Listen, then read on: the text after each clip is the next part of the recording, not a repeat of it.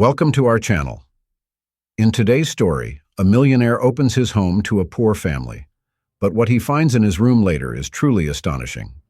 Don't forget to subscribe, and if you'd like to support our content, please consider donating through the link in the pinned comment. Now, sit back and enjoy the story. Marcus Blackwood stepped out of his gleaming Rolls-Royce, his tailored suit a stark contrast to the rundown neighborhood surrounding him. At 45, he was one of the city's most successful real estate moguls, with a net worth that made headlines. But today, something felt off. As he walked towards the dilapidated building he was considering for his next development project, a commotion caught his attention. A family, a haggard-looking woman, a man with a permanent frown, and two wide-eyed children, were being evicted from their tiny apartment. "Please, we just need a few more days," the woman pleaded, clutching a threadbare stuffed animal. The landlord, a portly man with a face as red as a tomato, shook his head. "I've given you chance after chance. It's over." Marcus found himself walking towards the scene, drawn by an inexplicable force. As he approached, the family's eyes widened in recognition. Who wouldn't recognize Marcus Blackwood in this city? "Is there a problem here?" Marcus asked, his voice calm but authoritative. The landlord sputtered, "Mr. Blackwood, These people haven't paid rent in months. I have no choice but to evict them." Marcus looked at the family, the woman's tear-stained face, the man's defeated posture, the children's frightened eyes. Something stirred within him, a feeling he hadn't experienced in years. "How much do they owe?" Marcus asked. The landlord named a sum that would be pocket change to Marcus but was clearly a fortune to this family. Without hesitation, Marcus pulled out his checkbook. "I'll cover their debt in the next 6 months of rent?" The family gasped. The woman began to sob, while the man stood in stunned silence. The children looked up at Marcus as if he were a superhero who had just swooped in to save the day. But Marcus wasn't finished. As he handed the check to the dumbfounded landlord, he turned to the family. "Pack your things. You're coming with me," the woman stammered. But where?" Marcus smiled, a genuine warmth spreading through him. "To my home. I have more than enough space, and it seems you could use a fresh start."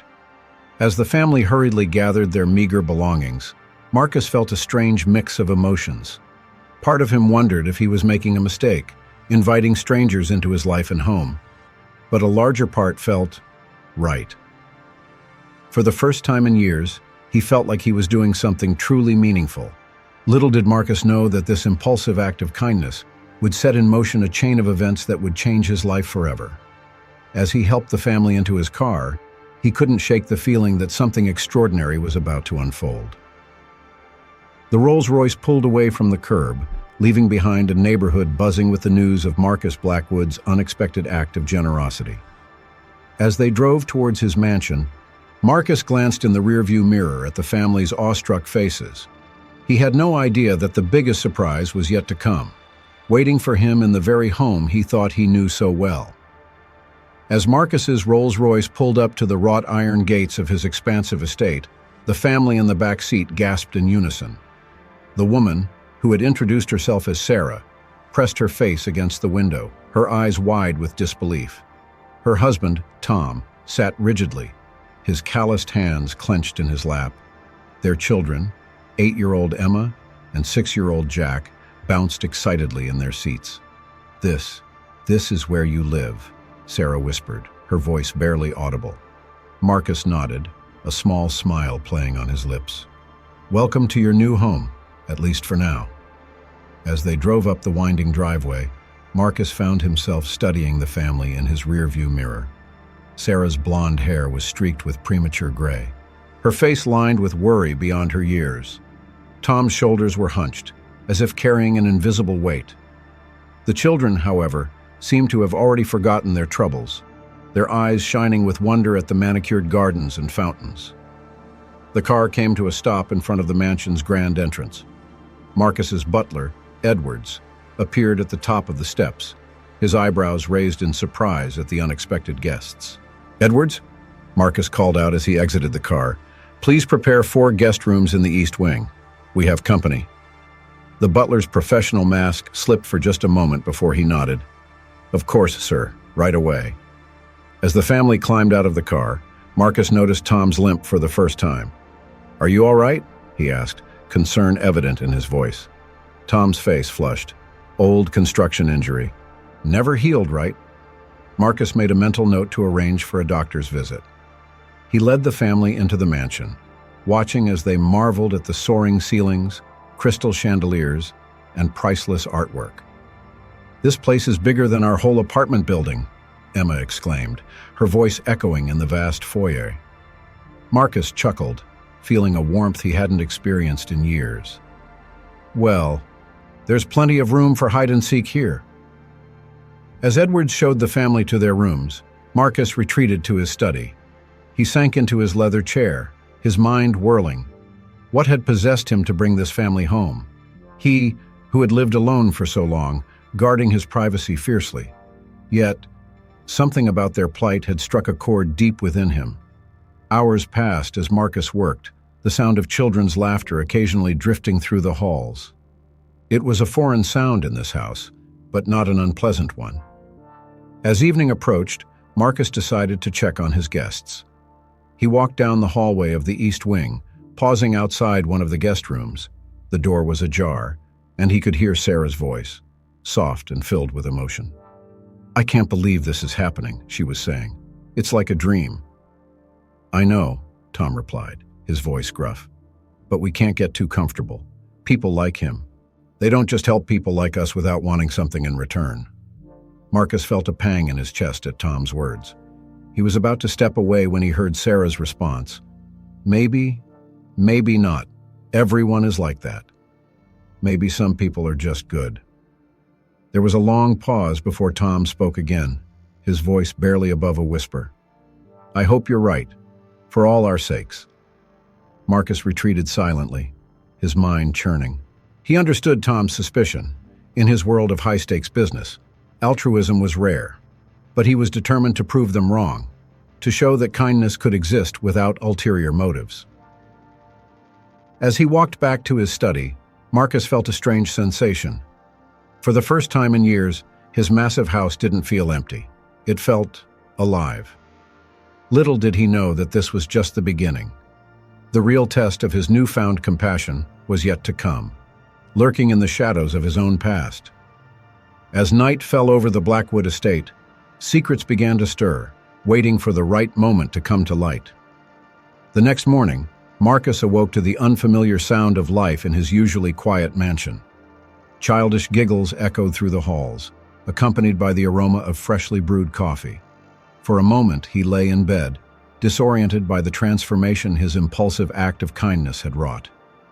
As he made his way downstairs, he found Sarah in the kitchen, looking flustered as she tried to operate his state-of-the-art coffee machine. "Good morning," Marcus said, startling her. "I hope you slept well." Sarah turned, her cheeks flushed. "Mr. Blackwood, I'm so sorry. I didn't mean to intrude. I just wanted to make some coffee and—" Marcus raised a hand, smiling. "Please, call me Marcus, and you're not intruding. Mi casa es su casa, as they say." As they sipped their coffee, Marcus couldn't help but notice how Sarah's eyes kept darting around the room, taking in every detail. There was something in her gaze, a mix of awe and recognition. But that couldn't be right. "Where's Tom?" Marcus asked, pushing the odd thought aside. Sarah's face fell slightly. "He's not feeling well this morning. His leg, you know." Marcus nodded, remembering Tom's limp. "I've arranged for a doctor to come see him this afternoon." "I hope that's all right." Tears welled up in Sarah's eyes. "You're too kind, Mr. Marcus. We can never repay you for all this." Just then, Emma and Jack burst into the kitchen, their faces lit up with excitement. Mom, can we go explore the gardens? Please," Emma pleaded. Sarah looked uncertainly at Marcus, who nodded encouragingly. "Of course. Just be careful, and don't touch anything without asking first."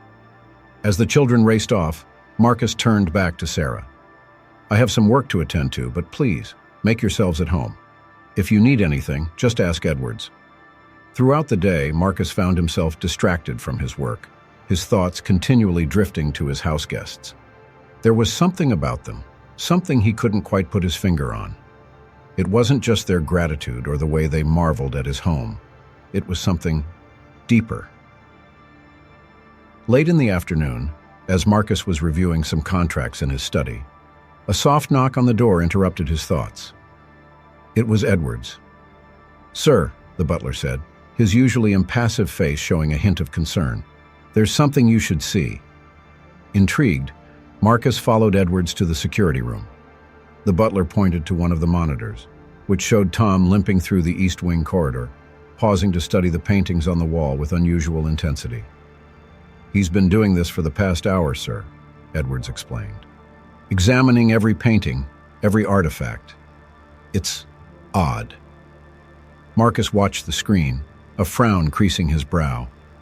Tom's behavior was indeed strange. He wasn't admiring the art like a guest marveling at luxury. He was studying it with the eye of an expert or a thief. No, Marcus pushed the thought away.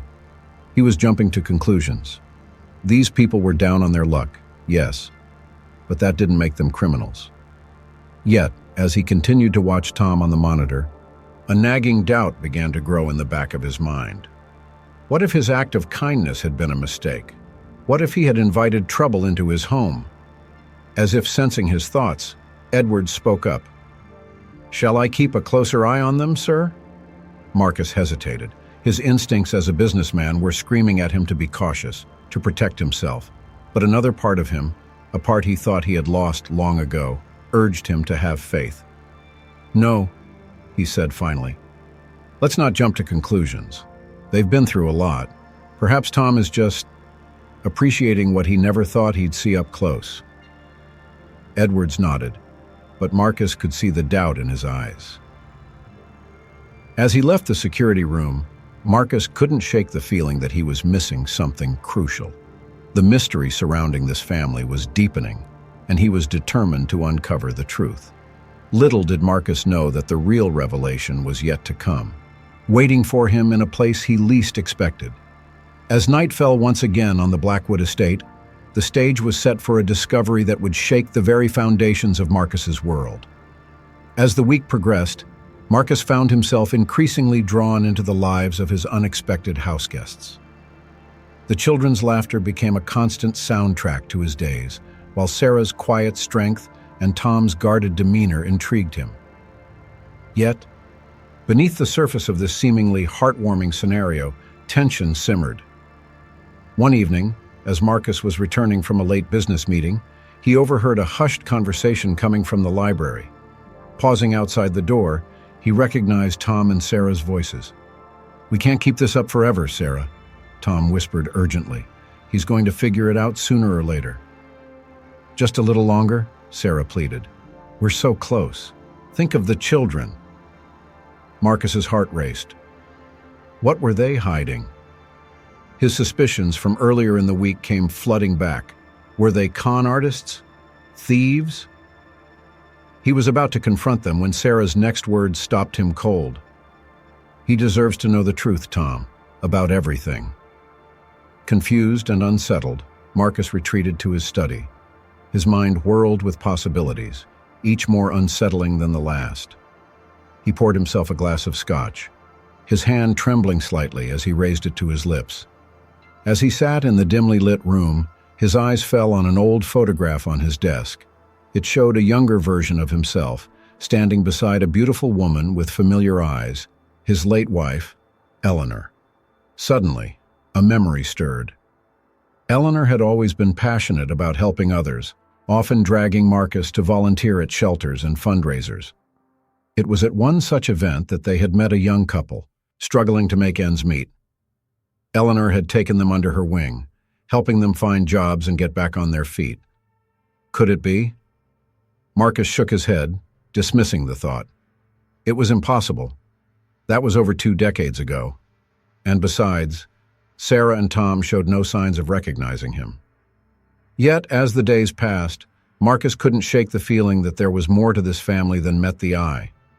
He noticed how Sarah's gaze would linger on certain photographs in the house, how Tom seemed to know his way around the grounds a little too well for a newcomer.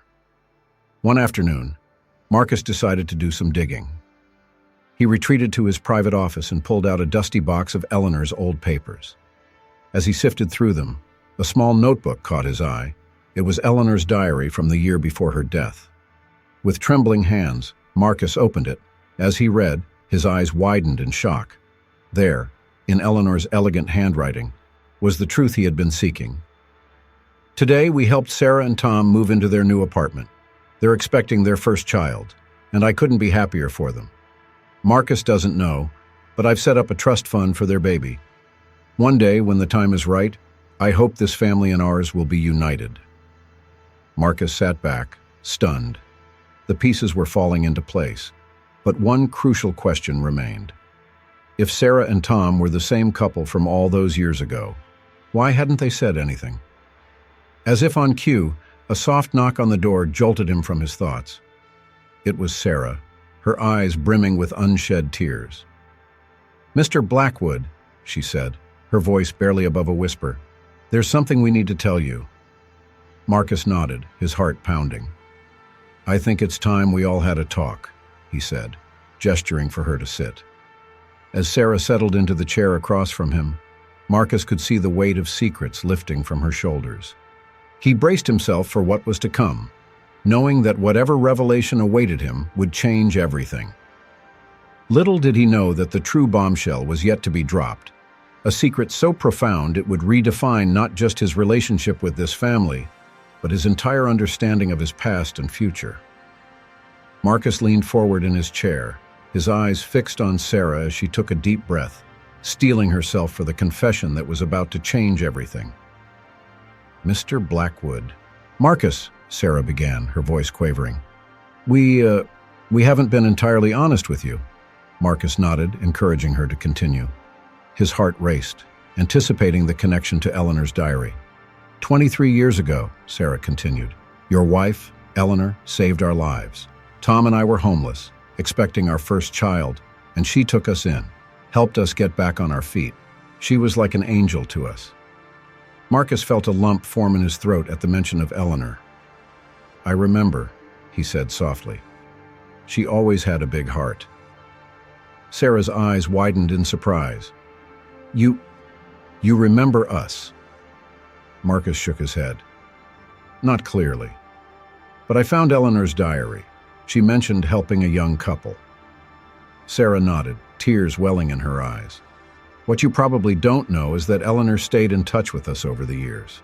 She set up a trust fund for our children." Marcus frowned. This was new information, not mentioned in the diary entry he had read. "A trust fund?" "Yes," Sarah continued. "But there was a condition. We weren't to access it until we reconnected with you." The pieces were starting to fall into place, but Marcus sensed there was more to the story. "Why didn't you tell me who you were when we met?" Sarah looked down, guilt etched across her face. We were afraid you wouldn't believe us, or that you'd think we were after your money. And then, when you brought us here, we were in awe. We didn't know how to tell you." Marcus leaned back, processing this information. But before he could respond, Tom appeared in the doorway, his face grim. "It's time he knew everything, Sarah," Tom said, his voice heavy with the weight of long-held secrets. Sarah nodded, taking a deep breath. "Marcus, there's something else. Something Eleanor wanted you to know, but she never got the chance to tell you before she passed." Marcus felt a chill run down his spine. What could Eleanor have kept from him? Sarah reached into her pocket and pulled out a worn envelope. "Eleanor gave this to us, to give to you when the time was right. She made us promise." With trembling hands, Marcus took the envelope. As he opened it, a photograph slipped out. It showed Eleanor in a hospital bed, cradling a newborn baby. His breath caught in his throat as he read the letter inside.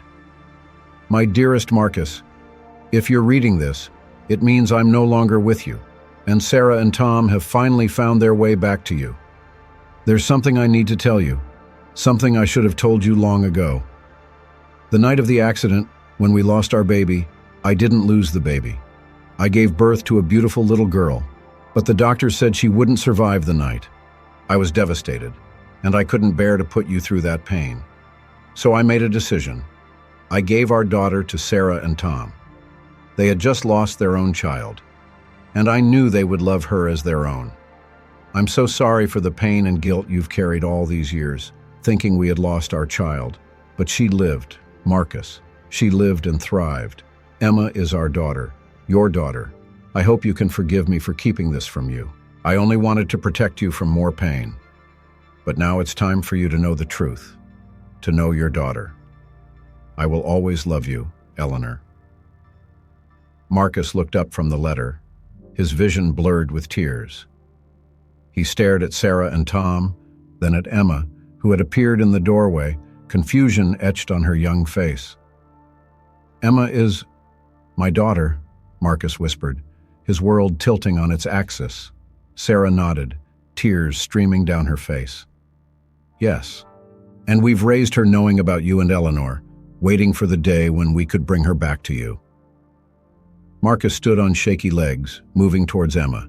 He knelt before her, seeing Eleanor's eyes staring back at him. Emma, he said softly, I'm your father. As the weight of this revelation settled over the room, Marcus felt a mixture of emotions he couldn't begin to untangle. Joy at discovering he had a daughter, anger at the years of secrecy. Grief for Eleanor rekindled. But as Emma tentatively reached out to touch his face, a small smile forming on her lips, Marcus knew that his life would never be the same. The family he thought he'd lost had found its way back to him in the most unexpected way. As night fell on the Blackwood estate, the walls that had once echoed with loneliness now resonated with the sound of a family reunited, facing an uncertain but hopeful future together. The days following the revelation were a whirlwind of emotions for Marcus. He oscillated between joy at discovering his daughter and anger at the years of deception. The once empty halls of his mansion now echoed with tense conversations and occasional outbursts of laughter as everyone tried to navigate this new reality. One afternoon, Marcus found himself in his study, staring at old photos of Eleanor. The pain of her loss, dulled by time, had been rekindled by recent events. He was so lost in thought that he didn't hear Emma enter until she spoke. "Was that my mom?" she asked, her voice small and uncertain. Marcus turned, his heart clenching at the sight of his newfound daughter. "Yes," he said softly. "That was Eleanor, your mother." Emma moved closer, studying the photo. My other mom, she told me stories about her. She said she was the kindest person she'd ever met." Marcus nodded, a lump forming in his throat. She would have loved to see you grow up." As they talked, Marcus found himself opening up to Emma, sharing stories of Eleanor that he had kept locked away for years. For the first time, he felt a connection to this child, his child, that went beyond mere biology. However, the peace was short-lived. Later that evening, as Marcus was passing by the guest room, he overheard another hushed conversation between Sarah and Tom. "We can't keep this up, Sarah," Tom was saying, his voice strained. "The trust fund isn't enough. We need more." Sarah's reply was muffled, but Marcus caught words like plan and just a little longer. His blood ran cold. Had this all been an elaborate con? Were Sarah and Tom planning to exploit his newfound connection to Emma for financial gain? Conflicted and angry, Marcus retreated to his study. He poured himself a stiff drink, his mind racing. How could he have been so naive? He'd built his fortune on being a shrewd judge of character, yet he'd let these people into his home, into his heart. As the night wore on, Marcus's suspicions grew. He began to question everything: the convenient timing of their eviction, their knowledge of his home's layout, even the letter from Eleanor. Could it all have been fabricated? Unable to sleep, Marcus decided to do some digging. He contacted his private investigator, requesting a thorough background check on Sarah and Tom.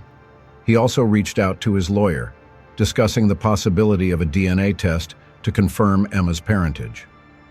The next morning, Marcus struggled to maintain a facade of normalcy. He watched Sarah and Tom with newfound suspicion, analyzing their every move. Even Emma's innocent questions now seemed potentially calculated. As he sat in his office, waiting for the results of his investigations, Marcus felt a deep sense of betrayal. He had opened his heart, allowed himself to believe in the possibility of family and redemption, only to have it potentially snatched away. But a small voice in the back of his mind nagged at him. What if he was wrong? What if his cynicism, born from years in the cutthroat business world, was causing him to misjudge a genuine miracle? Just as Marcus was about to confront Sarah and Tom, his phone rang. It was his private investigator. "Mr. Blackwood," the investigator said, his voice grave. "I found something you need to see. It's about Sarah and Tom, and it's not what you're expecting." Marcus's heart raced as he listened to the investigator's findings. What he heard next would force him to question everything he thought he knew about Sarah, Tom, and even his late wife Eleanor. As he hung up the phone, Marcus realized that the truth was far more complex and potentially heartbreaking than he could have ever imagined. Marcus sat in stunned silence, the private investigator's words ringing in his ears. The truth, as it turned out, was far more complicated than he had imagined. "Mr. Blackwood," the investigator had said, "Sarah and Tom's story checks out. They were indeed helped by your late wife over 2 decades ago. But there's more. Your wife, Eleanor, she was involved in some questionable financial dealings." The investigator went on to explain that Eleanor had been secretly funneling money from Marcus's company into various charities and individuals in need, including Sarah and Tom. The trust fund she had set up for Emma wasn't just a generous gift. It was part of a larger scheme to redistribute wealth without Marcus's knowledge. As Marcus processed this information, a knock on his study door jolted him back to the present. It was Edwards, looking uncharacteristically flustered. "Sir," he said, "there's something you need to see." Edwards led Marcus to the security room, where he replayed footage from earlier that day. It showed Sarah in the library, carefully removing a book from the shelf. As she opened it, a small key fell out. "That book," Marcus murmured, recognition dawning. It was Eleanor's favorite. The footage continued, showing Sarah using the key to open a hidden compartment in Eleanor's old writing desk. From it, she retrieved a stack of documents. Marcus's mind raced. He had always assumed that desk was just a sentimental keepsake. What secrets had Eleanor been hiding all these years?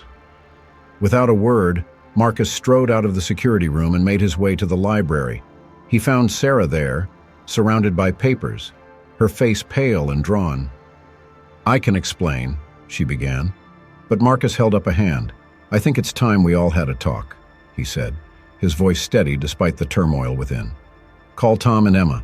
There's something we all need to discuss." An hour later, they were all gathered in the study. The tension in the room was palpable as Marcus recounted what he had learned from the investigator and the security footage. Sarah and Tom exchanged glances before Sarah spoke. "We never meant to deceive you, Marcus. Eleanor, she made us promise to keep her secret until the time was right. She was afraid of how you might react if you knew the full extent of her philanthropic activities." Tom nodded. "The conversation you overheard. We were discussing whether it was time to tell you everything. The plan wasn't to con you, it was to reveal the truth." Emma, who had been uncharacteristically quiet, suddenly spoke up. "Is it true? Was Eleanor really my birth mother?" Marcus looked at the young girl, his daughter, and felt a surge of emotion.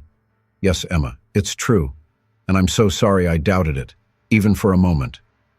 As the truth unfolded, Marcus learned that Eleanor had been leading a double life of sorts. By day, she was the supportive wife of a millionaire. By night, she was a secret philanthropist, using her access to Marcus's wealth to help those in need.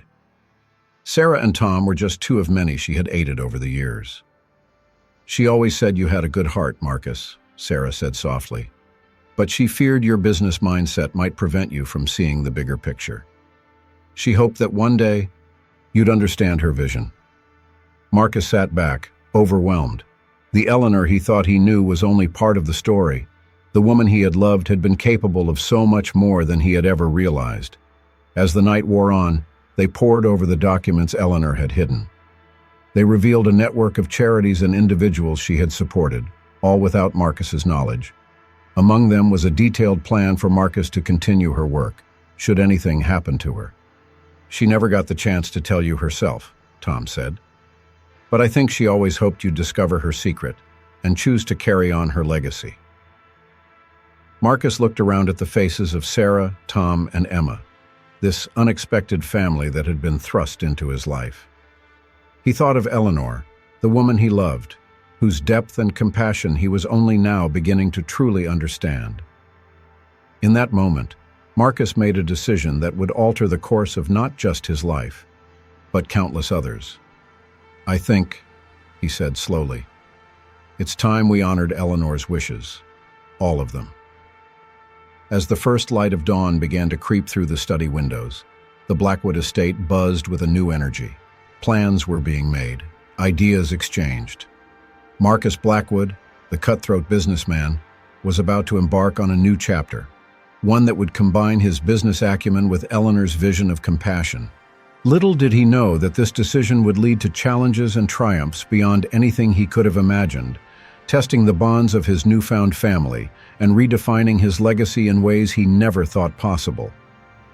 In the weeks that followed, Marcus's life underwent a dramatic transformation. The Blackwood Mansion, once a symbol of isolated wealth, became a hub of philanthropic activity. Marcus threw himself into understanding and expanding Eleanor's network of charities and beneficiaries, with Sarah and Tom as his guides. One morning, as Marcus sat in his study reviewing proposals for a new homeless shelter, Emma knocked on the door. "Dad," she said hesitantly, the words still new and fragile between them. "Can I talk to you about something?" Marcus's heart swelled at being called Dad. "Of course, sweetheart. What's on your mind?" Emma entered, clutching a worn notebook. "I found this in Mom Eleanor's things. I think she wanted me to have it when I was old enough." As Marcus flipped through the notebook, his eyes widened. It was filled with Eleanor's thoughts and plans, a roadmap for a kinder, more equitable world. But more than that, it contained letters to Emma, to be read as she grew up. "She knew," Marcus whispered, tears welling in his eyes. "Somehow, she knew she wouldn't be here to see you grow up." Emma nodded, her own eyes glistening. "She wrote about you too, Dad, about how she hoped we'd find each other one day." As they sat together, reading Eleanor's words, Marcus felt a deep sense of connection to Emma, to Eleanor, and to a purpose greater than himself. However, not everyone was thrilled with Marcus's new direction. His board of directors called an emergency meeting, concerned about the company's shifting focus and the potential impact on profits. "Mr. Blackwood," one board member said sternly, "while we appreciate your newfound philanthropy, we have shareholders to consider. This radical shift in company policy could be disastrous." Marcus stood, surveying the room of skeptical faces. He thought of Eleanor, of Emma, of all the lives they could change. With a confidence he hadn't felt in years, he began to speak. Victorious but exhausted, he found Sarah waiting for him. "How did it go?" she asked, concern evident in her voice. Marcus smiled. "It went well, but we have a long road ahead of us." Sarah nodded, then hesitated. "Marcus, there's something else you should know. Something Eleanor wanted you to see when the time was right." She handed him a USB drive. "This contains information about some of your competitors, companies that, well, let's just say they don't share your new ethical stance." Marcus frowned as he took the drive. "What am I supposed to do with this?" Sarah met his gaze steadily. Eleanor believed that true change sometimes requires bold action. She thought that one day you might be in a position to make a real difference, not just by doing good yourself, but by exposing those who profit from others' misery. As Marcus processed this information, he realized the true magnitude of the path he was on. It wasn't just about charity. It was about reshaping the very landscape of power and wealth. That night, as the Blackwood household settled into their new routine, Marcus sat in his study, the USB drive heavy in his hand. He thought about the risks, the potential backlash, the lives that could be changed. With a deep breath, he plugged in the drive and began to read. The information was explosive, evidence of corruption, exploitation, and greed that went far beyond anything he had imagined. As dawn broke, Marcus made a decision. He would use this information, not for personal gain or revenge, but as a tool for systemic change. It would be dangerous. It would make him enemies, but it was the right thing to do. Looking out the window at the awakening world, Marcus felt a mix of determination and fear.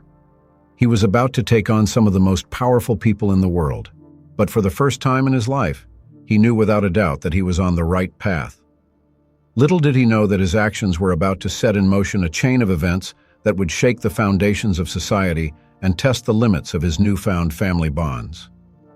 As Marcus delved deeper into the information Eleanor had left behind, he realized the enormity of what he was up against. The corruption ran deep, implicating not just his business rivals, but politicians, judges, and even law enforcement officials. It was a tangled web of deceit that had been woven over decades. With Sarah, Tom, and a trusted team of lawyers and investigators, Marcus began to carefully build his case. They worked tirelessly, knowing that one wrong move could bring the whole operation crashing down, or worse, put their lives in danger. Emma, now aware of the gravity of the situation, threw herself into helping however she could.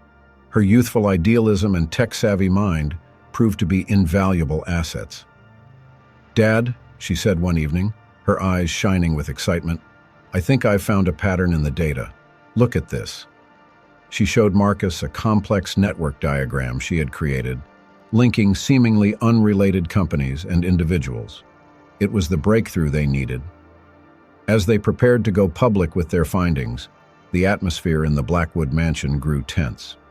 Security was tightened, and Marcus insisted that Sarah, Tom, and Emma move in permanently for their safety. The night before they were set to release the information, Marcus couldn't sleep. He stood at the window of his study, looking out over the city lights, when he heard a soft knock. It was Sarah. "Couldn't sleep either?" she asked, joining him at the window. Marcus shook his head. "I keep thinking about Eleanor, about whether I'm doing the right thing." Sarah placed a gentle hand on his arm. "Eleanor believed in you, Marcus. She knew this day would come, and she knew you'd have the courage to see it through." Their eyes met, and for a moment, something unspoken passed between them. But before either could acknowledge it, the moment was broken by the sound of breaking glass. Suddenly, the room was filled with smoke. Marcus heard Sarah scream, felt rough hands grabbing him. As consciousness slipped away, his last thought was of Emma. He had to protect her, no matter what. When Marcus awoke, he found himself in a dimly lit room, tied to a chair. A figure emerged from the shadows, Charles Worthington, his biggest business rival, and one of the main players in the corruption network they had uncovered. "Hello, Marcus," Worthington said, his voice cold. "I'm disappointed. I thought we understood each other. Business is business, after all." Marcus strained against his bonds. "Where's my family? What have you done with them?" Worthington chuckled. "Your family is safe, for now, but their continued well-being depends entirely on you." Over the next few hours, Worthington laid out his terms. Marcus was to publicly recant his allegations, declare them a mistake, and step down from his company. In return, Sarah, Tom, and Emma would be released unharmed. As Marcus weighed his options, feeling the weight of the world on his shoulders, he thought of Eleanor. What would she do in this situation? Suddenly, a commotion erupted outside. The door burst open, and to Marcus's shock, Emma rushed in, followed by a team of FBI agents. "Dad!" Emma cried, running to untie him. "We're here! We're safe!" As Worthington was led away in handcuffs, the full story came out. Emma, using her tech skills, had managed to send out a distress signal before they were captured. Sarah and Tom, working with the authorities, had orchestrated the rescue. In the aftermath, As the family reunited in the safety of the FBI headquarters, Marcus felt a mix of relief, pride, and lingering fear. They had won this battle, but the war was far from over. As dawn broke over the city, Marcus stood with his arm around Emma, Sarah, and Tom beside them. They watched as the news broke, exposing the corruption network to the world. It was a new day, not just for them, but for countless others who had suffered under the old system. Marcus knew that the road ahead would be difficult. There would be trials, both literal and figurative. But as he looked at the faces of his newfound family, he felt a strength he had never known before. "What now, Dad?" Emma asked, looking up at him. Marcus smiled, a determined glint in his eye. "Now, we finish what Eleanor started. We make the world a little bit better, one day at a time." As they walked out into the bright morning light, Marcus Blackwood felt, for the first time in his life, truly rich, not in money, but in purpose, in love, and in the promise of a better tomorrow. In the months following the exposure of the corruption network, the Blackwood family found themselves at the center of a media storm. Marcus became a reluctant hero, lauded for his courage in taking on such powerful adversaries.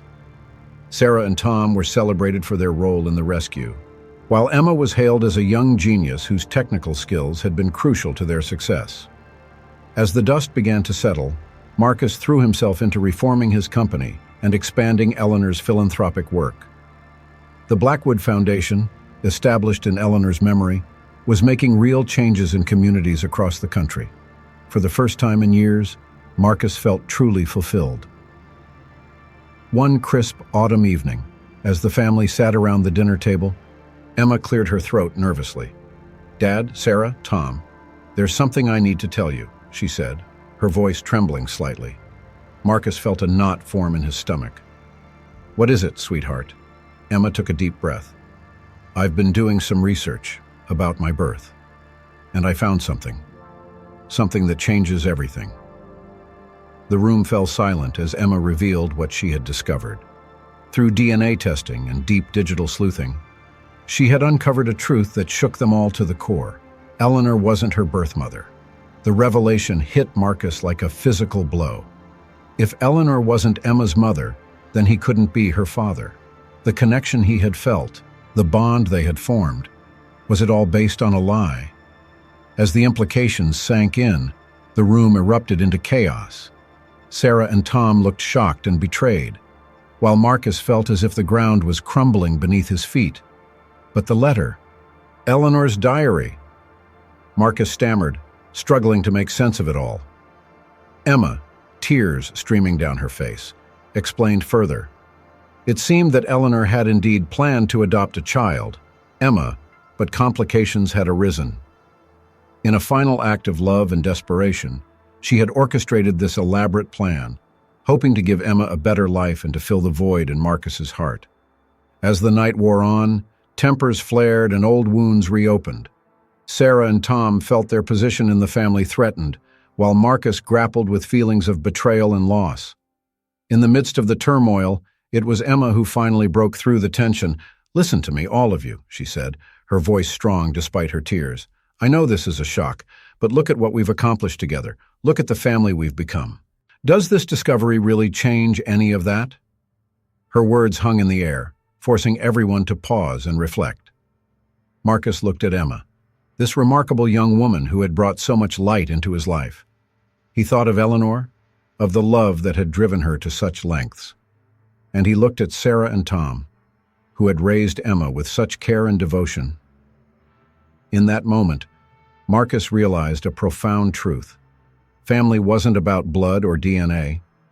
It was about love, about choice, about the connections we forge and the commitments we make to one another. "Emma's right," he said softly. "This doesn't change who we are to each other. If anything, it makes what we've built even more precious, because we chose this. We chose each other."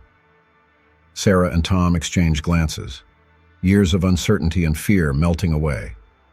They reached out, embracing Emma and Marcus, the family coming together in a way they never had before. As the night deepened, they talked for hours, sharing stories, tears, and eventually laughter. They spoke of Eleanor, honoring her memory and the incredible gift she had given them all. They talked about the future, about the work that still needed to be done, and about the unbreakable bond they now shared. In the early hours of the morning, as a new day dawned, Marcus stood on the balcony, watching the sun rise over the city.